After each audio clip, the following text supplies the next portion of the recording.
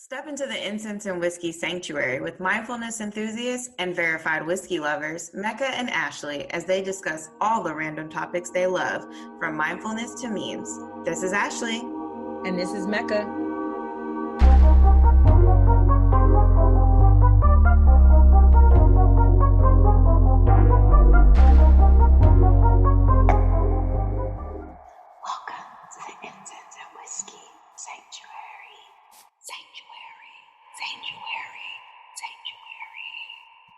We are joined today by our friend Erinne Brown, who's a Chicago-based well-being coach who started her healing journey while in an intense management consulting career, pause for the snaps, I understand, in which she experienced unprecedented stress, fatigue, and poor physical health.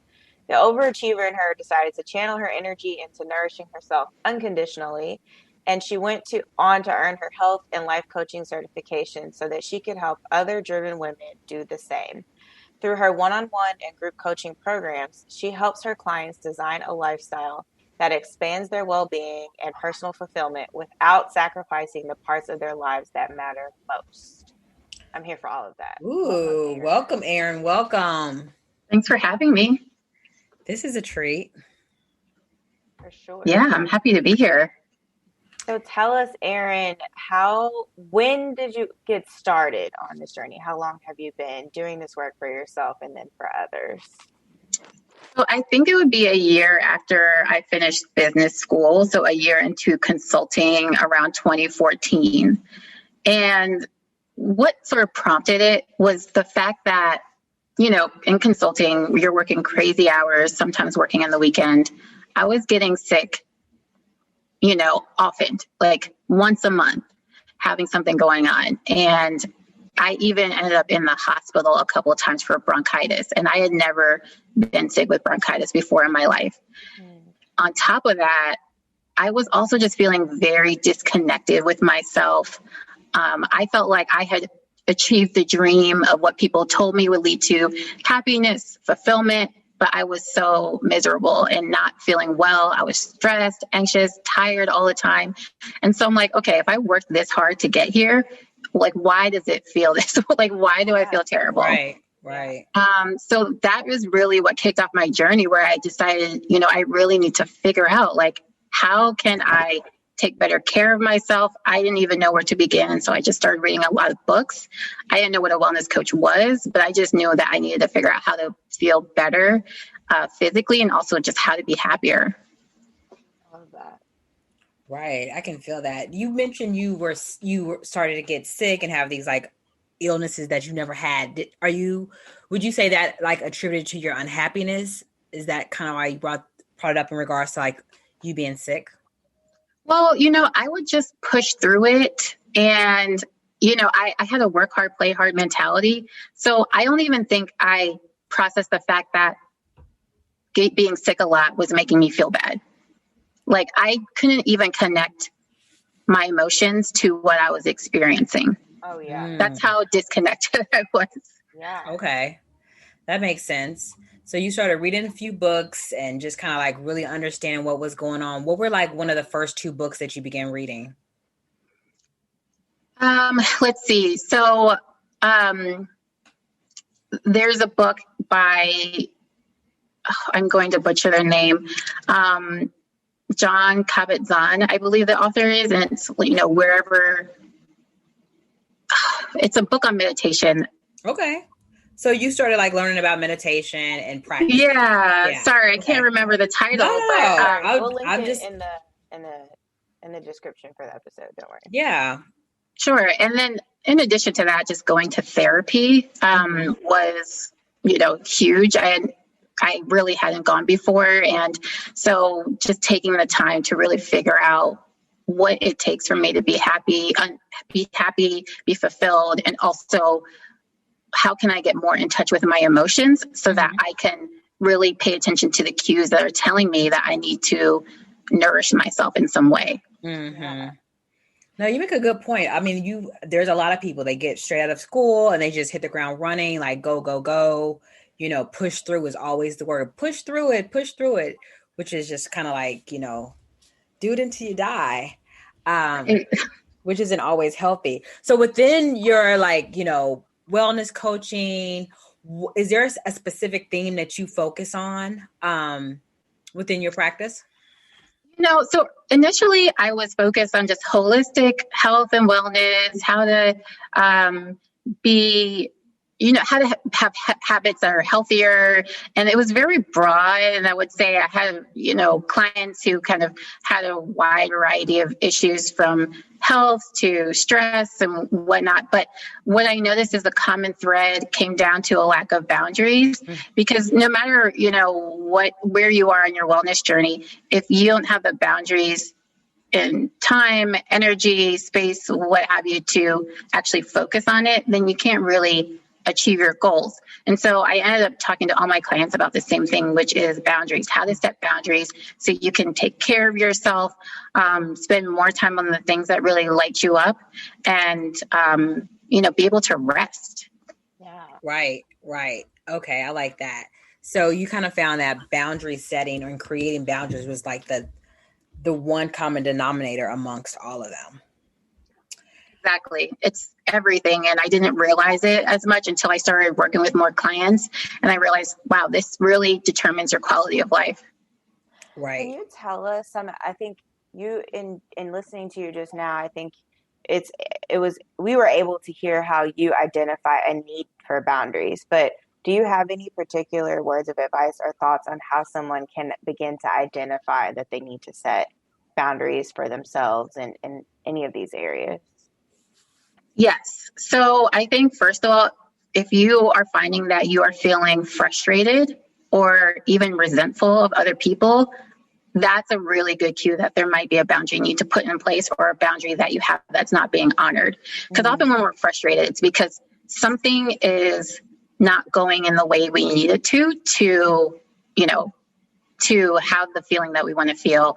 And it could be in our, across the board, for our bodies, for our minds, for our spirits. But that frustration comes from a place of something not being fulfilled. And it often leads to resentment. I find at its worst, where you are then actually blaming the people in your life, or you're in victim mode because you're not getting what you need. And this can come from coworkers, people you're in relationships with in your family, romantic relationships, friendships, any types of people you're in relationship with.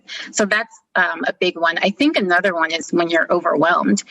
People think when they're overwhelmed, they feel like they're out of control. They just have so much on their plate. They don't know what to do. And that is an invitation to ask yourself, where do I need to put up a boundary so I can focus on the things that truly matter and let go what doesn't, delegate what doesn't, or even defer things that are not most important now to a later date. So it's like setting boundaries on what your priorities are. And then I would say, another thing is just, if you're feeling, at its most basic level, boundaries keep us safe. If you're ever feeling unsafe, where does the boundary need to be put in place? It could be unsafe physically or emotionally. So those are key indicators. All right. So feeling overwhelmed, feeling confusion and frustration are like key indicators to let you know it's time to start setting boundaries. Mm-hmm. Is there an exercise you would give to your clients or give to our listeners, like a simple exercise they can start thinking about, or maybe some reflection questions they can use to prompt themselves to start the process of creating boundaries? Yeah, that's a good question. So I love journaling. I think it's such a great practice to be in, just to get to know yourself and be in more of an intimate relationship with yourself. So I just ask them to write down, what is coming up for me right now? Mm-hmm. What is at the root of this issue? Why is this bothering me? What do I need to feel good in this situation? And then, who do I need to communicate with, if anybody? Because sometimes the boundaries we need to put in place are with ourselves. But who do I need to communicate with to support me in this boundary? So it's just really getting clear on what is going on that's causing you to feel out of alignment. Right. Okay. I like that. So starting a journal and some prompts. I like that. Would you say people should put some type of consequence in place if a boundary is crossed or disrespected? Yeah, that's a touchy subject. And I do think you have to, honestly, because if there is no consequence, there's no incentive for the person you're in relationship with to actually honor those boundaries if it's something that they're not used to or they don't agree with. A consequence could be spending less time with someone, not always being available for their phone calls, maybe creating more space in your response time to them. Okay. Those are just some examples. And I know this is another example. I worked with a client who had a money boundary with her family. Mm-hmm. And a consequence is like, if you keep on asking me for money, I am not going to answer your calls. Oh, and that's a really hard one, but she has to train them. She had to train them to honor the fact that they cannot always ask her for money. And that was really hard. So that's just an example, but it comes out in so many different ways. But those are the big things, just like creating space in your interactions with that person are probably the best ways to handle it. Yeah. I think, Erin, what I just heard you lay out were really, really useful tips on how to identify when you need to create a boundary, how to define what those boundaries are for yourself. Could you talk to us a little bit more how to communicate those? Well, you kind of have, but tell us a little bit more about how to communicate those boundaries to the people we are engaging with who may have difficulty struggle to accept that. And then how do you go about maintaining it when they don't accept it? Do you have any thoughts to share on that? So I would first offer the suggestion that to my clients, and I've done this myself, think about whether you really made it clear to that person why you need to set that boundary. Because sometimes we're afraid to even have the conversation. We put up a boundary and the person doesn't even understand fully what's going on. So it may take you being vulnerable and courageous to explain the impact of something on how it makes you feel. And, not blaming them, but just say, this is the impact on me. And this is how I need to handle it so that I can feel better in this relationship with you because I care about this relationship. Yeah. And I've seen scenarios personally where that's actually helped that person accept it, even though they still did not like it. They were able to accept it because they saw how I was really struggling in that situation. But if the person still, is not receptive to that, or if you've already done that, had that conversation, then you really have to consider as someone who should be in your life, period. Mm-hmm. And that's up to you to determine whether that should be the case or not. Yeah. But if they should still be in your life, if you want them to be in your life, then it's just about creating space on how you interact with them and being more in charge of the conditions, whether it's, how many, for instance, for the holidays, how many hours do you spend at your parents' house? How often you have phone calls, again, going back to that, how often do you allow yourself to receive that energy from them? So that's how I would address that. Thank you. Okay. I love that. I like that. What would you suggest, like where we are now with, people working from home, kids are working from home. Kids are going to school from home. And there's just this, a lot of at homeness, right? So what kind of typical boundaries are people like should be setting up now to kind of like engage in this like self-care and making sure that they're not, burning out on both ends? Is there something specific we should be working on while we're at home? Yeah, that's a great question because I don't know when this pandemic is going to end. So if you haven't figured it out already, you better figure it out now. Right. So I can say there was a time when I was just working nonstop because, I don't have kids. And so it's like, I didn't have that natural break to say, okay, I need to turn off to tend to someone else. And also, sometimes you can work with people who expect you to be on call because of your situation.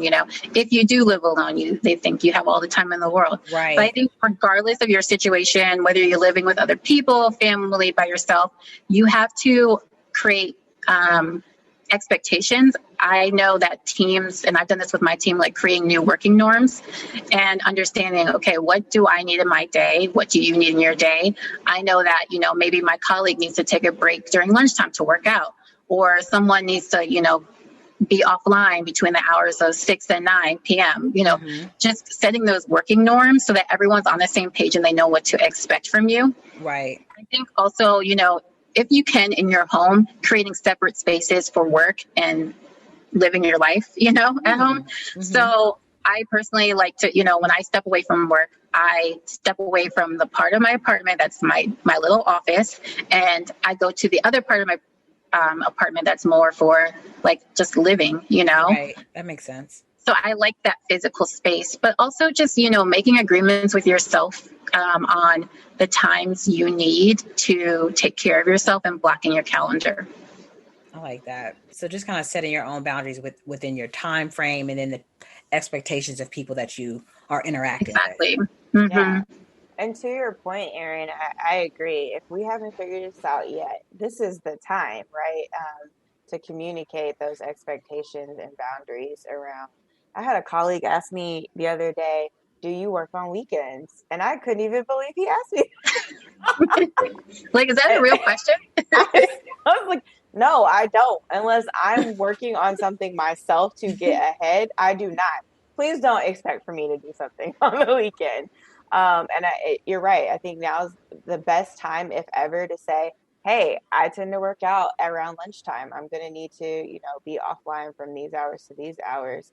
The sooner we can get to doing that, the better for our lives overall, post-pandemic, for sure. Absolutely. So really appreciate that. I agree. I feel like this is also the time that whatever we were holding our breath during, like, I'm not interested in having this meeting, this phone call, this interaction, all of that has decreased now. And we can kind of control a narrative with this downtime and in-home shut-in. I'm doing air quotes. I'm still laughing as you say this stay-at-homeness or whatever. It is. It's stay-at-home. It's a stay-at-homeness. Stay is creating these phrases, y'all. Stay-at-homeness. I love it. I love it so much. Erin, is there anything else that you'd like to share with us in regards to like what one should be, even considering? I know you work like on the corporate side and you also work on the, it's not non-corporate side. Like, is there anything that one, kind of like some indicators that people may have within the workplace or personally that kind of trigger them like, I need to seek outside help. I need to seek some services and get some help. I think if you are feeling disempowered to make the changes you need to make on your own, you need to have someone that will keep you accountable, help uncover any limiting beliefs or subconscious barriers that are keeping you stuck. So if you are feeling disempowered and stuck, you definitely need to engage with a coach to help you, or a therapist. Coaches and therapists are very different, but you need someone on your team to help you. Right. Okay. I love that. I like so that. Erin, let's say somebody listening today and they said, I need to reach out to someone. Erin seems like a great person. Where can the people find you? Let us know. Sure. So my website and Instagram handles are both Live Well with Erin. Erin is spelled ERINNE. So find me on my website, livewellwitherin.com, or on my IG, and I'm always sharing wellness tips. Subscribe to my newsletter. I love writing my newsletter every month because I share some things in wellness that I'm working on personally, because I feel like the journey is never done, right? There's levels to this. Yes. So I love sharing about that and just, things that I'm thinking about that are on my mind. Also, I love, really meeting women who are ready to start that journey to be empowered and set boundaries so that they can get what they want. So reach out to me if you're interested in one-on-one coaching. I will be announcing a group coaching program next month, but I do have some limited slots open for individual coaching. So if you are interested, definitely send me a note. Yeah. Perfect. Love that. She will definitely have some handles on our Instagram post for this episode, in case you didn't get it all written down, but we absolutely love having you.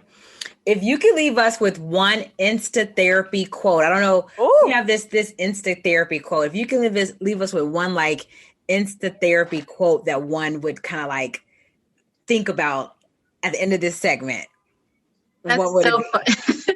That's funny because I actually just posted something yesterday, and what I posted was, you are not worthy because of what you do. You are worthy simply because you be. Love it. A whole word right there. Love Yeah. it.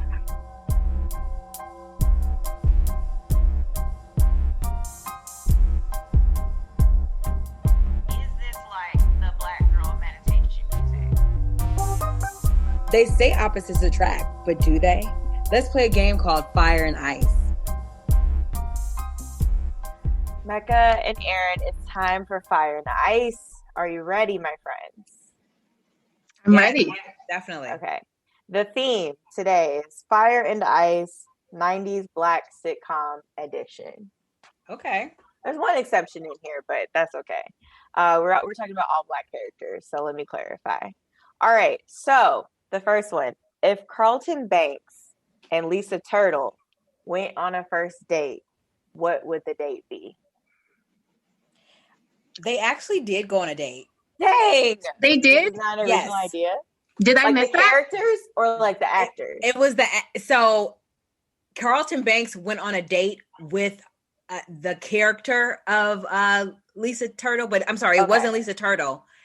She was the actress. Okay. Oh, okay. All right. So let me Clear your mind and act like that didn't happen. She wasn't playing Lisa. She wasn't playing Lisa Turtle. She was herself playing a different character. Okay. But imagine the characters. Okay. I would say their first date would be like,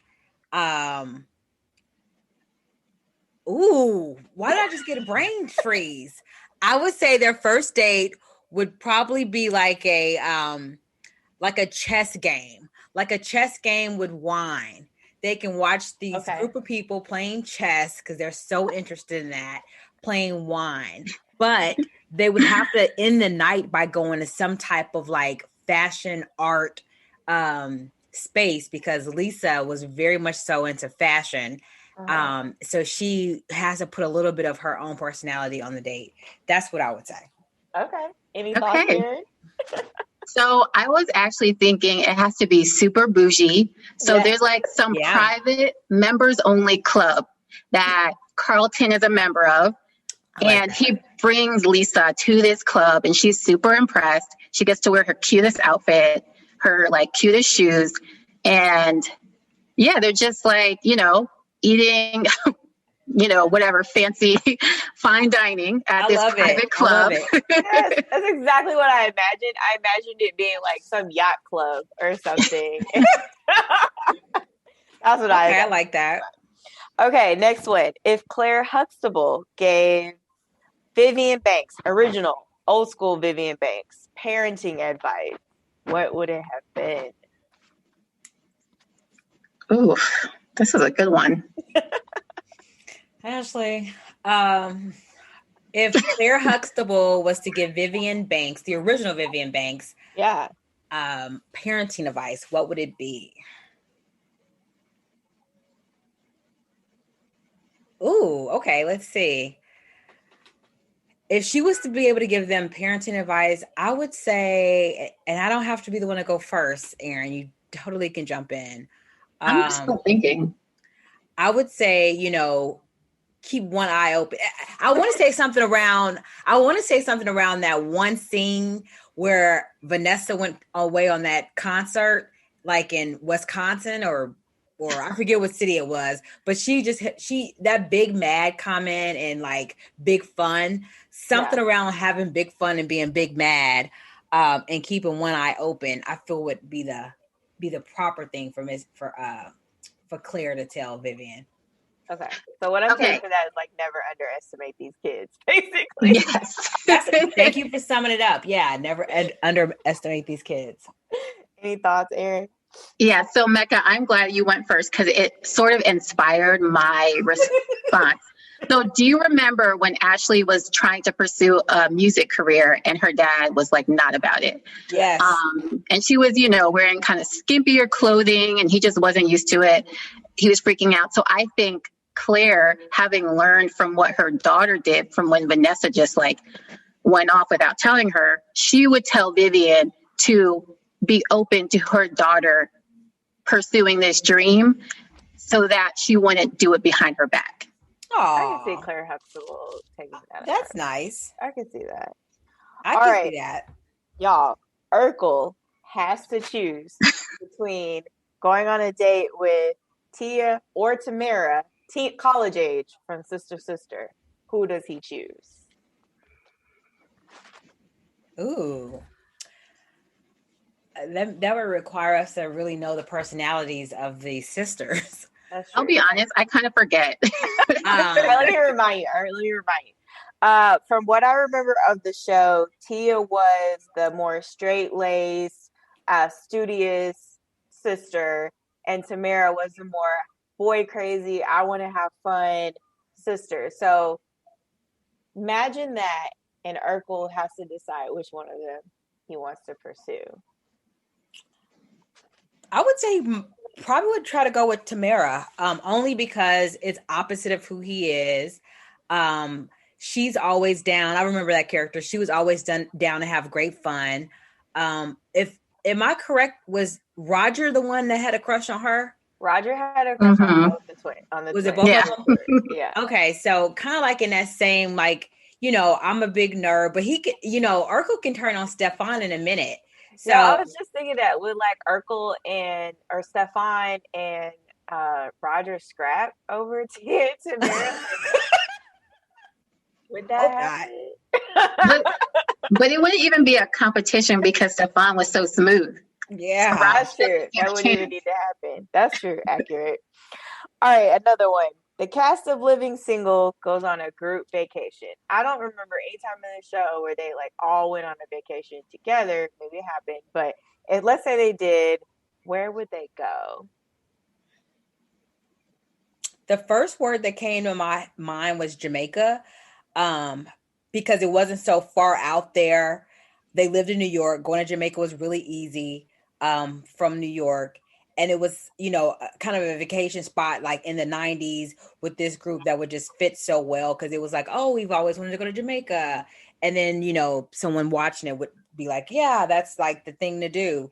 I feel like it would give them all like the musical aspect, the food, between Kyle and, oh my God, Maxine. I just feel like that would be like the perfect little fit. All of them. I think they would all have a good time in Jamaica. I'm just making that up. I like it. I'm surprised that they actually never did that episode because that would have been a really good I think it would have been too. I've rewatched the series lately and I don't ever remember seeing that. So no, it's a really good episode. Did they take separate vacations at all? I don't remember, but I think that Overton and I'm like blanking on her name right now. I think they went on a cruise. Sinclair. I think we did see Overton and Sinclair go on a cruise for their honeymoon. I think we did see that. But I could just imagine like Regine finding the richest man in Jamaica and trying to run off with him. I could see like Kyle and Maxine like losing it and rolling around in the beach together. I mean, I could totally imagine it. Like, I think that it would be a really fun episode to launch. Right. Erin, what were you thinking? So I see them on a cruise actually, and I already see Maxine hitting up the buffet, eating everything. I like it. True. Facts. And I see, Kyle and, I'm blanking on Queen Latifah's character. Khadijah. I see them doing like a karaoke moment and, just like all them like running around this cruise ship, causing mayhem, having a good time, having fun. Regine finding the richest man, like you said, Ashley. I like that. Yeah.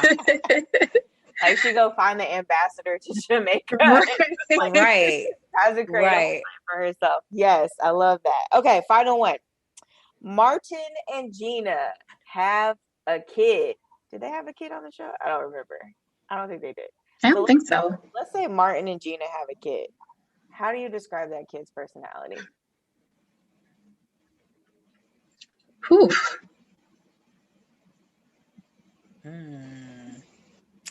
How would we describe Martin and Gina's offspring's personality? I think the kid's got to have like a little attitude, right?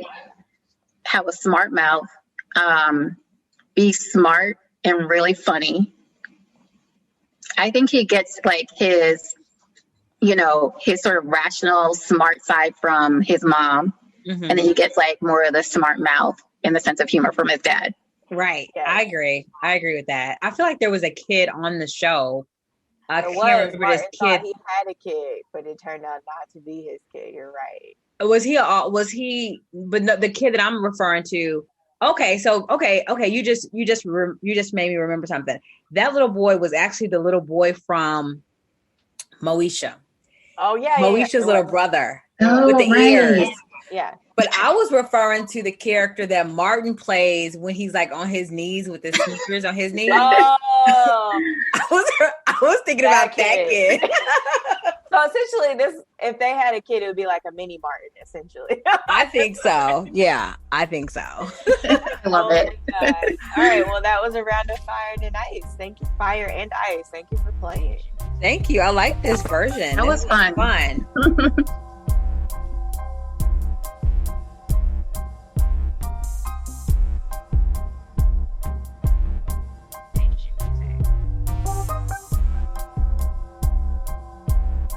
Catch us next time on Incense and Whiskey. In the meantime, take a breath, have a sip,